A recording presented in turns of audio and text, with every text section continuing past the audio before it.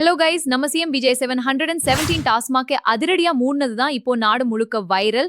டாஸ்மாக் மூடினா கவர்மெண்ட்க்கு என்ன லாஸ், அதை எப்படி சரி செய்வது போன்ற டீடைல்ஸ் இந்த வீடியோல பார்க்கலாம். தமிழ்நாட்டுல மொத்தம் 4765 டாஸ்மாக் இருக்கு. அதுல ஸ்கூல், காலேஜ், வழிபாட்டு தலங்கள், பஸ் ஸ்டாண்ட் மாதிரி மக்கள் அதிக நடமாடு பகுதியில் இருக்க 717 டாஸ்மாக் 3 வாரத்துக்குள்ள மூட உத்தரவு வந்திருக்கு. டாஸ்மாக் மூலமா தினமும் கவர்மெண்ட்க்கு 150 crore மேல வருமானம் வருது. ஃபெஸ்டிவல் டேஸ்ல 200 to 300 crores மேல வரும். ஒரு வருடத்திற்கு 50,000 கோடி வருமானம் தரக்கூடிய ஒரு துறை. இப்போ மூடிய கடைகள் மொத்த டாஸ்மாக் எண்ணிக்கையில் 17%. இதனால அரசாங்கத்திற்கு வருடத்துக்கு 9,000 கோடி வரை லாஸ் ஆகும். இது பார்க்க பெரிய லாஸ் மாதிரி தெரியலாம். இதை வெறும் மணி லாஸா மட்டும் பார்க்க முடியாது.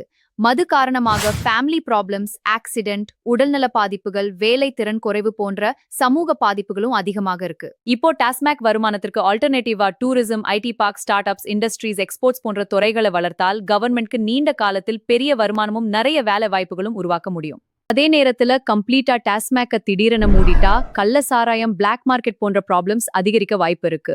சேம் டைம் அதை கண்ட்ரோல் பண்ண சில வழிகளும் இருக்கு. அது என்னென்ன பார்க்கலாம். ஃபர்ஸ்ட், இப்போ பண்ண மாதிரி டாஸ்மாக் கவுண்ட் குறைக்கணும். செகண்ட், டாஸ்மாக் ரன்னிங் டைம் குறைக்கணும். தனிநபருக்கான மது அளவு குறைக்கணும். சந்து கடைகளை கண்ட்ரோல் பண்ணணும். இது பண்ண பூரண மதுவிலக்கு சாத்தியமே.